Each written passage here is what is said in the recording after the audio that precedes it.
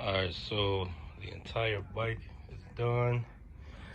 So as far as the lights and the pods, on the touring pack, you got this one there. You got another one there. And you got one up under the railing that holds the left saddlebag. Everything all zip tied up. For extra, making sure it's at had extra strength for us holding onto the rail. So that's another one. Then you got pods. I don't know if y'all can see these, but there's one behind there. There's another one right there. Then you got I can't get that pod really, but it's a pod there. Then there's another pod, right? Well, you can see both of them now, both those pods. So it's the other side of the motor.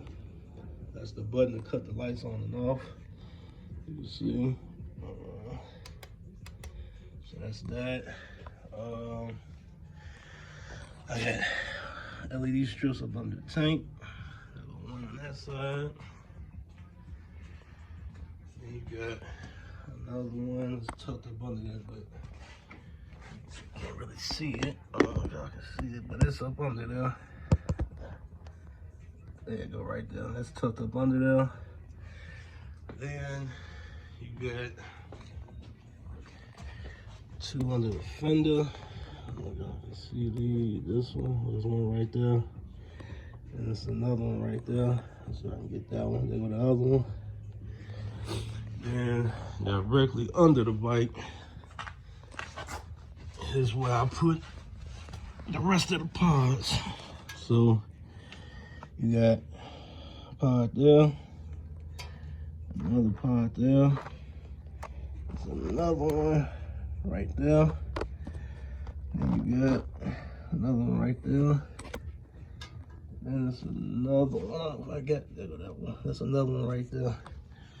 So, like I said, all the wires are covered in this heat/weather resistant tape. Everything is double-sided tape, on the strips to hold them on. And that's it. That's how I look.